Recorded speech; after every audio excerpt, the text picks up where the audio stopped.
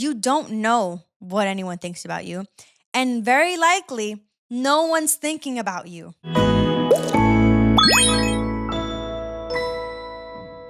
Hello, hello, and welcome back to this week's episode of Yip to My Yap. I'm still Erica Starr, and I'm feeling great today. I'm feeling really great today. And today's gonna be a great episode because I said so. And yes. So, what are we talking about today? Today, we are talking about protecting your peace because I just turned 25 and I swear to God, I feel like I know everything now. And I know that I don't, but I'm going to act like I do. And 25 is supposed to be the year that, whole frontal lobe develops and you see things clearly. So, I'm going to tell you about the things that I think, at least, that I see clearly now.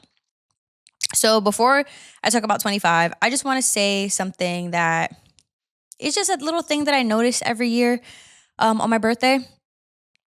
So I take note every year of the types of words people use to wish me happy birthday and, hope that I have many, many, many, many more birthdays to come, yada, yada, yada, you know the deal.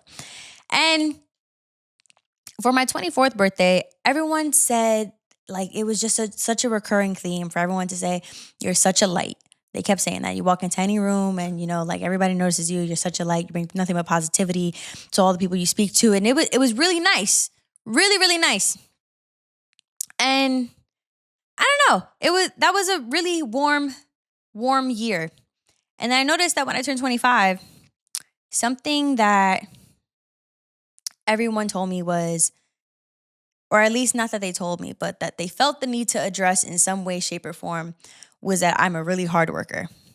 And they all said, like, you deserve everything that you have. They kept using the word deserve and they kept using the words like, hard work. And I didn't know how I felt about that. Because at first I was like, damn, like, does my personality suck now and I just be working? Like, is that what's going on here? But then I also realized that this was the year I was pretty big on setting boundaries. And everyone thinks that setting boundaries is this big, scary thing, and it's not. Like, I know the common misconception with boundary setting is that it has to be this big conversation that you don't like something, that you're not comfortable with something, and then you got to have this whole big talk with whoever it is that's bothering you or whatever situation or whatever person, whatever. And it doesn't have to be that. I think that I'm able to set boundaries with the way that I speak, the way that I carry myself, the way that I react to certain things, and how obvious I make my own opinions.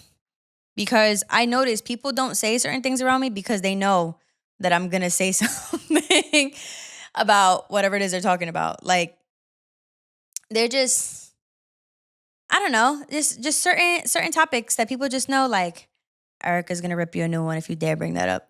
And I think that's great because it doesn't mean that I'm a difficult person. It doesn't mean that I'm a bad person. It doesn't mean that I'm a harsh person. I just think that I am someone who makes my opinions very known. And it doesn't mean that everyone has to agree with me, but everyone knows where the line is between respect and disrespect with me because of all my surrounding beliefs. Because I'm not here saying like, don't talk about this because I'm here, like, and just being a buzzkill or just being like someone you have to walk on eggshells around. I know that's how it came off when I said it, but that's not how I meant it. I just mean that, like I said, my general belief system and whatever that holds, whether it be that sunsets are pretty and that being mean to people is so not something I can let you do and allow me to still be your friend. And that, like some people, that like the people that I believe are scumbags for the reasons that I think. And if you are that, we will not be in contact anymore. I'm saying these in very general terms because I'm really not trying to, start a fire. But I do think that I'm really good at setting boundaries. And that has become more and more apparent throughout this year, especially when it comes to my work, which once again was reflected in my birthday messages, where it's like, if I'm working and I'm busy, sorry, babe, I can't talk to you and I don't I don't have the mental capacity for your nonsense and I'm busy. And I mentioned this in the last episode, but I think it's because like this has been a big thing for me this year. It really has been. And I'm glad people notice because at the end of the day, these people are still my friends and they still, care about me enough to text me at midnight and they still, you know, are my friends. So clearly, whatever I'm doing isn't negatively affecting our friendship enough for them to want to like abandon me or not talk to me or whatever. So I think that however which way I'm setting my own boundaries is healthy. And there, how do I put this one? Another side to that boundary setting stuff is knowing how to have those tough conversations with people in the situations when you really do, when it gets to that point where you need to tell someone, hey, I don't think I want to be around you anymore. Because, okay, there are some friends in my life that I have who are my friends because of history, who are my friends because we've had moments where I was like going through it and they were there for me and I respect their ability to be there for me. Is that what it is? Or their urgency, more so, to be there for me enough to keep them as a friend and keep them in the loop and keep them around. But although those are amazing traits, they are draining to be around because they are negative and they only talk about the negative and they only care about the negative and they cannot possibly fathom the idea of smiling when just one not so great thing is happening in their life. And I'm not okay with being around those kinds of people. And this is what I'm getting at in terms of like the whole boundary setting and making it very known where I stand. I'm a happy person, generally. I'm a happy person. If I'm not a happy person, I'm bare minimum a kind person and considerate person. I'd like to think so. And if you can't, always be one of those things, or yeah, always be one of those things, I don't think I could deal with a friendship with you. Now, you can be sad and still be considerate. You can be upset and still be kind. Like, like you can still be both. And I know people, like I said, who have had their moments where they've been great people to me, who lead their lives with negativity and they just drain the life out of me. And it's really hard to be around them. But at the same time, there's a part of me that like wants to give them grace and says, oh, well, they're going through things and they don't know how to adjust to their situations and they don't know how to cope with things. And that's for them to learn. And that's not my job to fix, even though I want to fix things and I want to help them. I just can't. So what I do is I just very obviously distance myself from them. And they've noticed. I know these friends have noticed. I know that they know there's a reason that they only see me every few months and that I'm not texting them all the time. And it's not because I want to be a bad person. I don't want to check up. I do want to check up. I just don't want it to be that when I check up, you hit me with the Uno reverse and you say, how are you doing? And I say all these great things and you're like, oh, wish that was me. That's that's good for you. Cause I've had, like, they've said those things. I'm not saying this to act like a little animated cartoon, who's just being dramatic. No, I know people who are the epitome of sadness from inside out. Everything they touch and everything they look at, blue. That's it. So, setting boundaries is still tough. Although I led this by saying that it's easy and has to do with the way that you carry yourself and your beliefs and how outwardly or how strong you are on them and how much you, as the young kids say, stand on business. But it's tough when you care about these people and you're trying to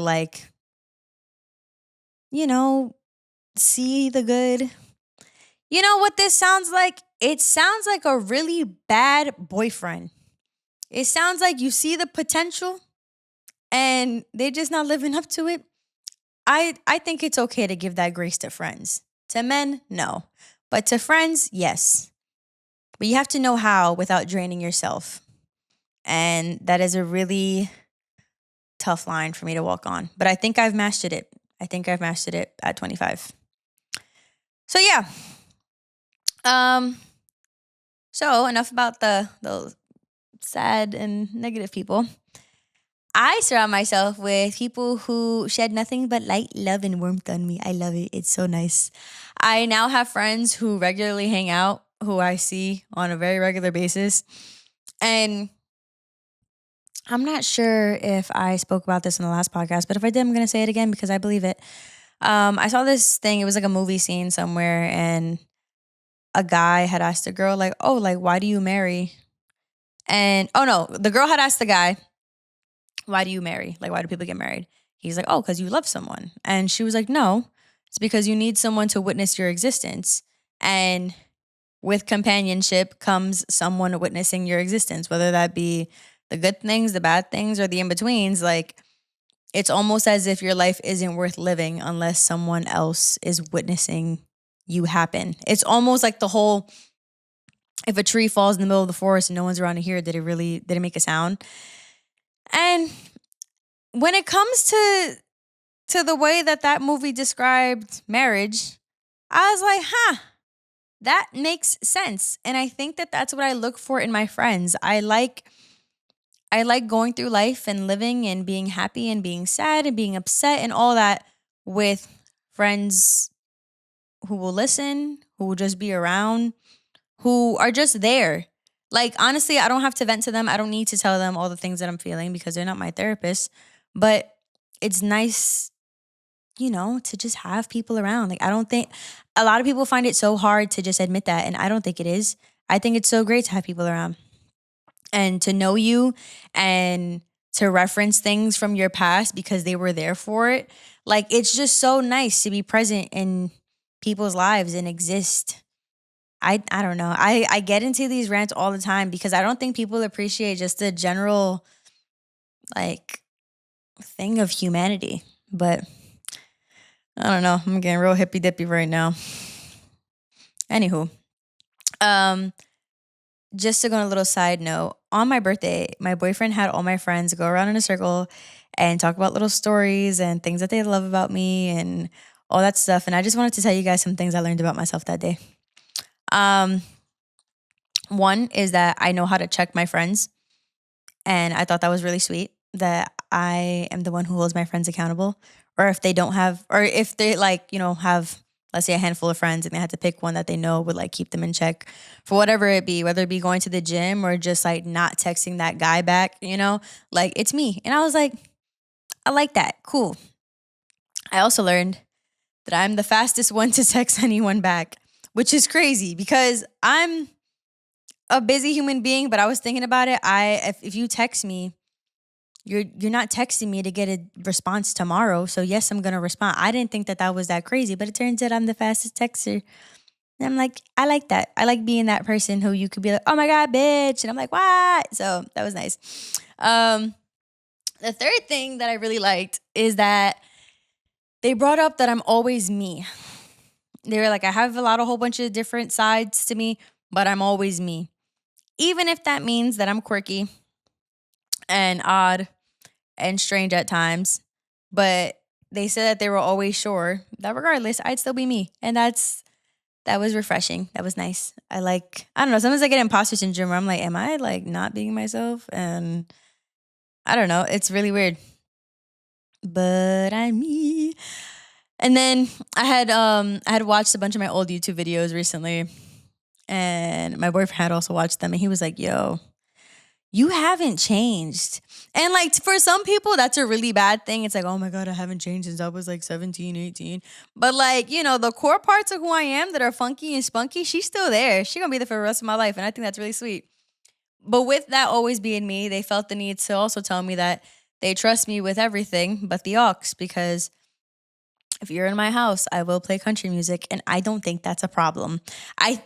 Listen, man, I could listen to whoever's music anytime, anywhere. I don't think country's bad. I don't. I will die on that fucking hill. Anyways, another thing that they said was that I show up no matter the circumstance.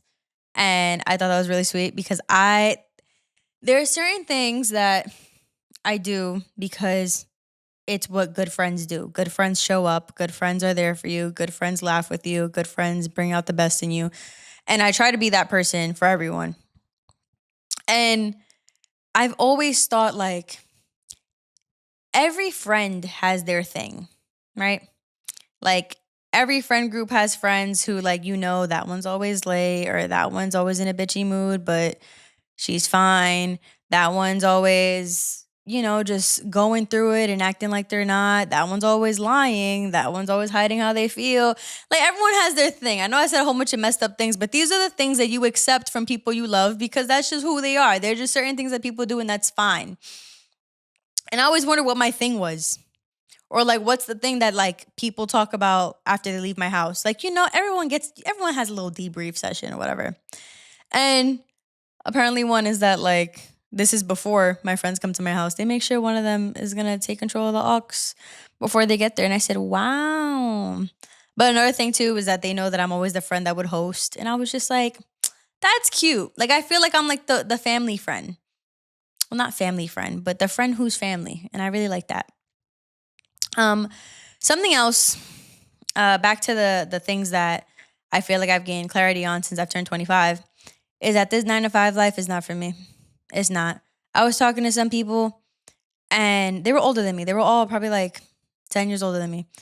And I had said, listen, this 9 to 5 shit, I hate it. Can't do it. Like it's not for me. And I'm not going to keep complaining about it and hoping something like magically happens for me. I'm just going to do things like the podcast and all the other things that I'm working on the side to not be behind the desk for 8 hours a day, 5 days a week for the rest of my life. And they were like, you're so young. Like, why are you coming to this conclusion? And like, why are you thinking this? Almost as if I broke the fucking simulation. I'm sorry I'm cursing a lot, but that one, it pissed me off because I'm like, okay, what? So I was supposed to wait 10 years to get to this little epiphany and then be sad about it 10 years from now and then be sad that I think I'm too old to start new and like come on. Like that was so stupid. Like you're questioning me as to why I'm not thinking this later. What? Come on. No. No, no, no. I'm young. I know the life that I want and I'm going to get it because I said so. It's that simple. Anywho. This is another thing that I learned, or I don't want to say I learned because my mom told me this a few years ago about herself. And I feel like as soon as she started saying it to me, I was like, you know what? You're right. Like, I'm like, I like that. And it's that the older you get, the less fucks you give. And I really like that because it's true. Like, what's the point? You know who loves you. You know who cares for you. You know who knows who you are. Like, we don't have time to be worrying about what people think about us. And I really didn't think I was like that. I thought that I cared a lot about what people thought about me until I spoke to one of my friends. And she has a social media presence and she has an aesthetic and it's very much her, but it takes work to maintain because it's still aesthetically pleasing. And we were talking about social media stuff. She was like, yo, you just don't give a fuck, don't you? And I was like, it's not that I feel like not giving any fucks is my aesthetic. I think that because I don't care what people think about me, I have turned that into who I am. I've turned not caring into who I am. And it's not caring in an apathetic, like life means nothing, nothing is anything kind of way. But it's more so on a thing of like, I am who I am. And I love who I am. So why would I care that you don't like who I am if I love who I am? You know? Like, we don't have enough years, minutes, or seconds, days, weeks, whatever. I know I skipped a bunch in the middle on this earth to be worrying about what people think about us. Like, I know on this podcast, I go over a lot of themes that you hear that are cliche on a regular basis when you're a kid and stuff, but it's so true. Why care? There is so much peace in not caring about what other people think about you. Why? Because you don't know what anyone thinks about you. And very likely, no one's thinking about you. If you live life as if no one, not that no one cares about you, but that no one is actively thinking about what you're wearing, how your makeup looks, how your hair looks, how your body looks, then you end up thinking like, oh my gosh, like, what am I living for? That's like the negative side of it. And then you go, oh, I'm living for me.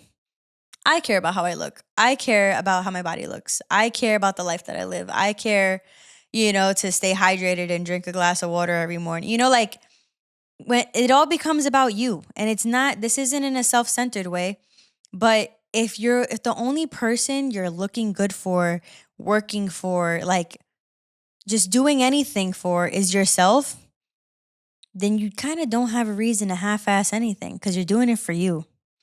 You're, you know, there is no, oh my God, what is so and so going to think? Because you're actively perceiving yourself all the time. And if you know that, oh, well, let's say this is me talking to myself from the outside, like, oh, her skin's a little dry, but that's because she had a hard time last night falling asleep and she couldn't take off her makeup because she was working all day. I'll cut her some slack. And you speak to yourself with love because you know all the behind the scenes of why you're lacking in any aspect, then you're fine. You know that whoever it is that you were, doing the most for understands, accepts you, and you just move on. But when you're doing it for that guy, or you're acting a certain way at that job that you hate, or you're doing something to please your parents, you're always wondering what they think and you'll never know. Like there's absolutely no way to know everything that someone is thinking. Everything? Yeah, everything. I don't know why that feels weird. I'm going to say it one last time. There's no way to know everything that someone is thinking about you. Absolutely no way. And once you become okay with that uncertainty, you don't care what they think at all. You don't. Because the only thing you know is what you think. And I don't know, I think that thought process is what got me to where I am. Like, I think someone who's really owned that is my little sister. My little sister is someone who, this bitch is already 25.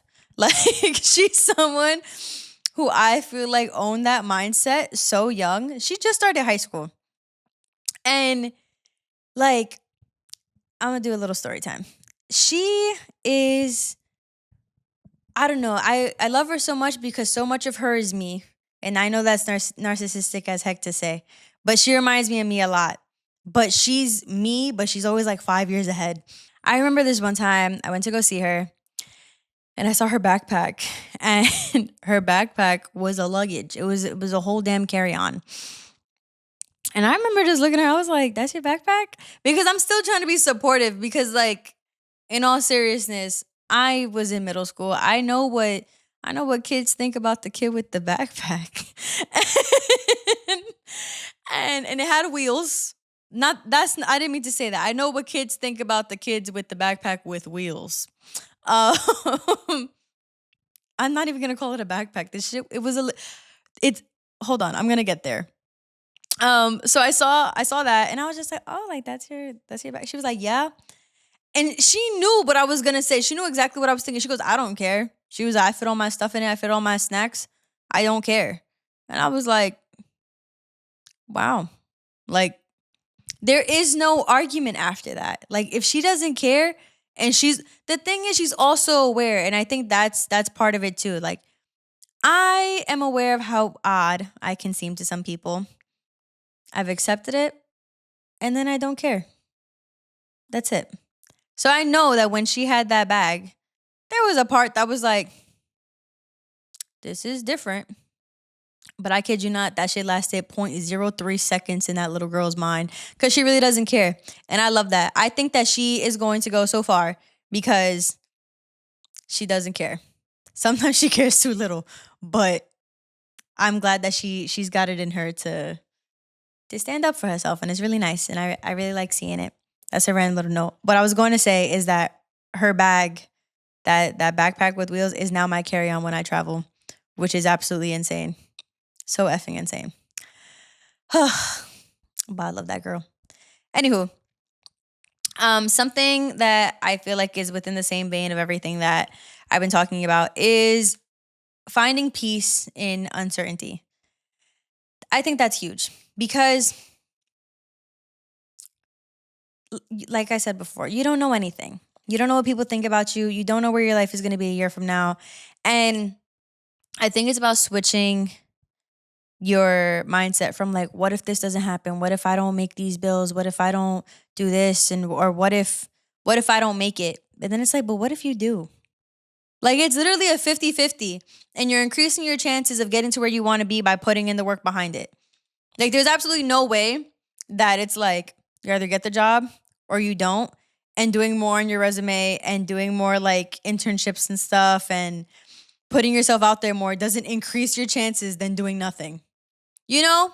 Like it's unfortunate that people can have a 50-50 split of things happening or the possibility of something happening, and they're like, "Oh my god, like what if the worst? You know, what if blank happens?" And it is the absolute worst outcome. And there are so many other things that can happen, and your brain just doesn't weigh them out the same. You can have four outcomes. Two are neutral, one is positive, and one is negative. But you'll always be worried about the negative one because you know that you won't know what to do after. And it's like, okay, but there's literally a 75% chance that things won't go for the worse. And you're thinking about the worst thing. And I know, because I'm like this too, I know that there's a party that's like, oh, I'm being proactive because if the worst happens, then I know what the next thing is. And that's cool and all, but if you lead with positivity, and this is where I get into like my woo ha ha stuff and attraction and stuff, like if you only focus, even if you focus on the two neutral options, you focus on the best thing that can come out of it, and the two like, okay, I mean, it's whatever things that can happen. Like it's just easier to go through life because you're putting yourself through the thing twice. Because let's say the worst happens, you already spent the past week stressing out about the worst thing happening.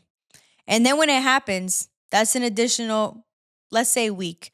Because a lot of our issues aren't that big. They're really not that big. They are only inconveniences for like a month at most. Like most things that people worry about, I feel at least, are things that will only like I said, inconvenience you for like a month. And I'm not talking about like life or death situations or someone's really sick. Like of course, those are huge issues. But I mean like the things that, you know, all these first world problems that we have, they're not that big of a deal. So yeah, that was great. I just think that we need to start thinking about the best things that could possibly happen and working towards those things. Because then the really great thing that you didn't even think was an option is a little bit more attainable. Okay. What else do I have on my list of things that I've learned at 25? Ooh, this goes back to the not caring, but I think this is really important, is understanding that you're not going to be everybody's cup of tea. And this goes back to me saying that you're not going to know what everyone thinks of you, but you also have to learn to be A-okay with if someone just doesn't like you. Because one thing that I learned, people don't need a reason not to like you. They don't. They just won't. And that's their choice. Like, they can think that you are this terrible person for no reason. Maybe they saw you liked, you know, somebody's picture who they're not cool with, and that just put just enough of a sour taste in their mouth for them to be like, you know what, I hate her. And that might be all that they need. And you could be a great person, and you could not know that they don't like you, and you could never act on anything like that has to do with them. But they will full on believe that you're a terrible person because that's what they wanted to believe. And you have to let them, because it is doing nothing but disrupting your peace, caring about why they don't like you. People pleasing is out of style. It is not It is not healthy to be a people pleaser. There is no positive side to people pleasing because, like I said, you're caring about something you will never know the full picture of. I had a friend and they cared way too much about what people thought about them to the point that, let's say I introduced them to someone and not like romantically, like even platonically. And I was like, oh, like, like they think you're cool.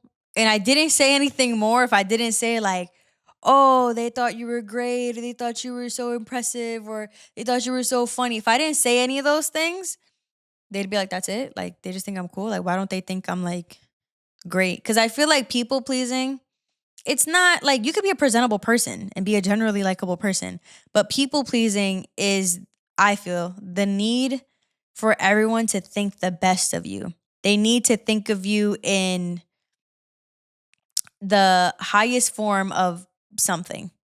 Like that you're like, oh my God, you're the funniest person I know. Or like you're the prettiest person I know. Like they strive to hold a place as number one in something in your life because that gives them some kind of validation.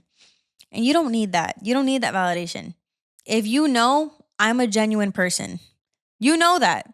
Like, you don't have to prove it to anyone. You know with your actions because you know everything you do, in front of and behind closed doors. Like, like I don't get it. Like, those are things I've never understood that I think that when I turned 25, it was made clear to me that these things are not common sense to everyone. And it's not to say that I've got like this grand old mind, but my mom talks to me about things and I listen and I absorb, and she's a pretty cool person when it comes to, talking about how to treat people and how you want to be treated and stuff. So I got a lot of that stuff in my brain pretty early. And I fucked up a lot in my life to know a lot of things. And I'll always say this, like, sometimes it takes being a not so great person to be a great person. And not everyone goes through hardships and comes out with like lessons and, uses them to better themselves. Not everyone does that. So I'm not saying, every person who's gone through something is amazing, because a lot of them aren't. A lot of them just stay that way. So it's all just one big balance. But I really am just in love with the idea of like changing and blooming and wilting and blossoming and doing it all over again, because it's great. Like you can change so much and still be you. That's another thing, like adding to the list of things I learned at 25, because I've reconnected with a lot of people, or I've become general like Instagram friends with a lot of people and haven't had like a real conversation with them in a while. And they speak to me and they're just like, yo, like you don't change. Like, obviously, like I'm more mature and I have like all these other things about me that have obviously changed, because that happens with literally growing up. But I think that staying true to yourself is a really, how do I say this? Staying true to yourself I think is really important. Like, it's up there. Like knowing who you are and standing on what you tell people you are. Like when people say like, "Oh, like tell me about yourself," and you whip out all like those basic words like, "I'm a good person. I like to hang out with friends, and I'm always on time and blah blah blah." Like I live my life in a way where if I say I'm going to do something, if I say I'm going to be somewhere, if I say that I'm this type of person, if I very descriptively explain to you why I like this one thing or why I don't, that's gonna be who I am forever. Like there are certain things that just will never change about me. And you have like your little straggler things like me saying I hate avocados and my taste buds changing at 19. But outside of that, there's a lot of things that just won't ever change about me. The way that I tell stories, like I've been the kid who tells stories for a lot longer than I have to for my whole life.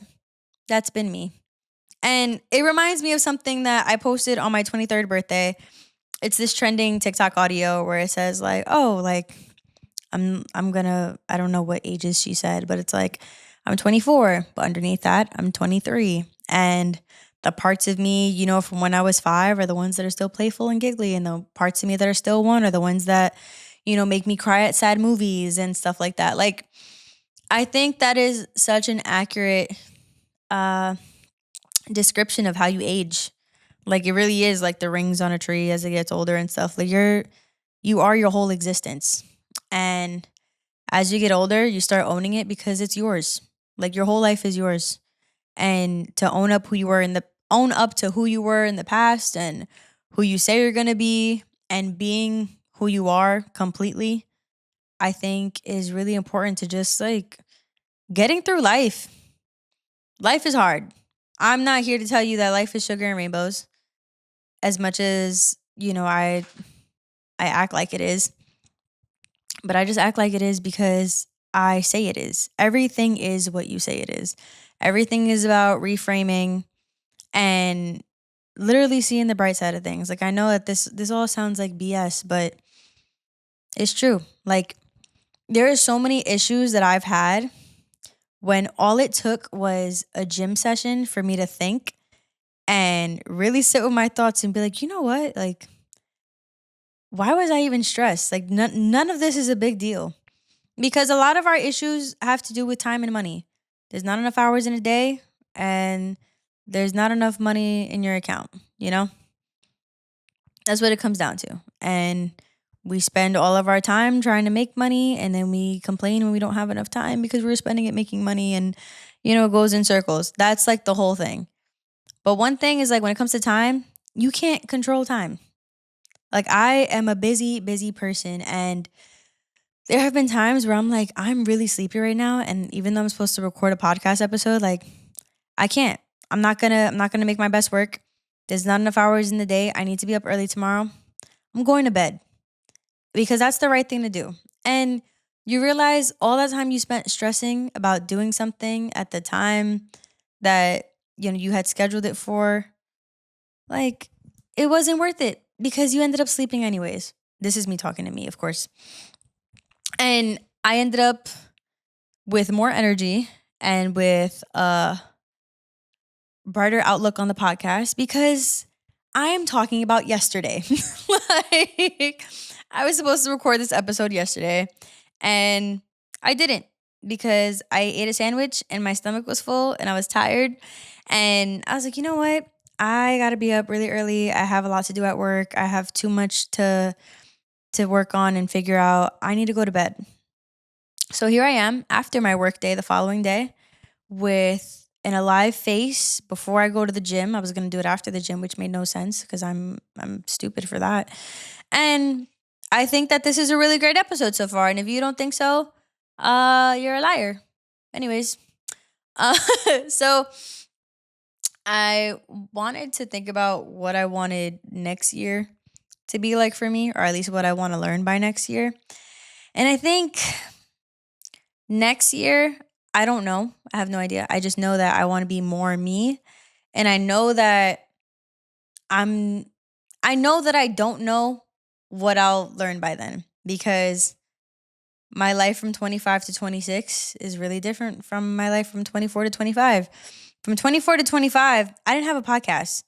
Obviously, I had it for like the last maybe like 3 months of 24. But it's only 3 months. Like, now I'm living 25 to 26 with a podcast, taking up huge chunks of my time and balancing a full-time job and balancing side gigs and balancing, being a dog mom and having a social life and having a boyfriend. And I do want to make an effort to see my parents more and be a more present, older sibling. Like, these are a lot of things that I know I want to focus on, but I don't know what I'm going to learn from any of this until we get there. So there goes me being okay with uncertainty once again. Like, there are certain things you can be sure of. Actually, I lied. There's only one thing you can be sure of, and that's that things are going to change. Like, my mindset can be completely different in November, and I won't know till November. Like, I can't promise myself that I'm going to be a new and improved person a year from now, but I can promise myself that I'll be trying to be, and that I'll be working towards that. And I think one more thing that I think I can say that, life up to 25 has taught me is that you can you can only be sure of what you're willing to do and the effort that you're willing to put in. Like, I can be sure that I am going to improve the way that I think that my body looks by the end of the year. Why? Because I'm sure that I'm going to be putting in the work at the gym, and I'm sure that I'm going to start working on, like, things that I eat and eating things that I make at home more than on like Uber and Grubhub and Uber and Seamless and all those beautiful apps. But it's having the self-discipline and knowing that I will actively work on that every day. That's the only reason I can say that I know for sure that I'm going to like my body more by the end of the year. That's literally the only way. And that comes back to relying on yourself. And it's proof that the only person or opinion you should be doing anything for is your own. Like, you can do things for other people in the sense of, like, if you have kids and you're like, well, I want to be alive to see them, grow up and stuff. It's for your kids, but it's still you're doing it because that's what you want. You value your children. So you know that you want to live longer. And it's a little more, complicated. It's more of a nest of reasons, but it's still for you because you want to be there for them. Because you could easily be someone who's like, you know what, I actually don't care if I'm around for my kids. And you can speed up the process of you dying by having a whole bunch of unhealthy habits. That's on you, but that's because that's what you wanted to do. And you should live your life serving yourself, but serving the best version of yourself. The best version of yourself doesn't want to be unhealthy. The best version of yourself doesn't want to be homeless. The best version of yourself doesn't want to be unhappy. Because if you did things for yourself now, and let's say you're depressed, or let's say you're going through a really bad time, you're not like that. You shouldn't do it for that version of yourself. That version of yourself is going to dig you in a hole. That version of yourself we don't like that version of yourself. You know what? This is a multiple step process, I've realized. Work on you first. Work on the type of person you are, the type of person that you want to be. And then act for that person. Do things for that person. So the version of you that is the best version of yourself, the one that has the job, the one that has the guy, the one that has the home, the one that has the dogs, the one that has the kids, the one that has the life, always work for that version of you. Do everything with the intention of serving that version of you and keeping that version of you alive. So eventually you become that person because you lived a life to appease that person. Is that the word? You become that person because you lived a life that served that person. I love when you guys witness my thoughts because they're messy. It's so messy up in here. It really is. But I think that's so real. I think that it's really cool to see somebody else's brain work in the way that it works because a lot of us think the same way. And social media and everything, like, you see everyone's final thoughts. Like, when I post my threads, it's because I have edited that thing over and over and over until I feel like I didn't sound stupid. So, yeah, I don't know. I love when you guys hear my half-baked thoughts until they're golden brown because I'm just a human. I'm just a girl. I'm just live, laugh, loving. But yeah, so here that was me becoming a 25-year-old. That's everything I learned. That's all that I am. And I think that's about it. Can I think of anything else? Did I write anything else down? No. I think that was a good chunk of information. From you to me, happy belated. I said it for you. It's okay. Thank you. I love you. I appreciate it. Just just like, comment, and subscribe to show that you care about me just a little teeny tiny bit. Your girl is trying to get monetized and become famous. And who are we saying I'm gonna meet? I'm gonna meet. Who am I gonna meet? I don't know.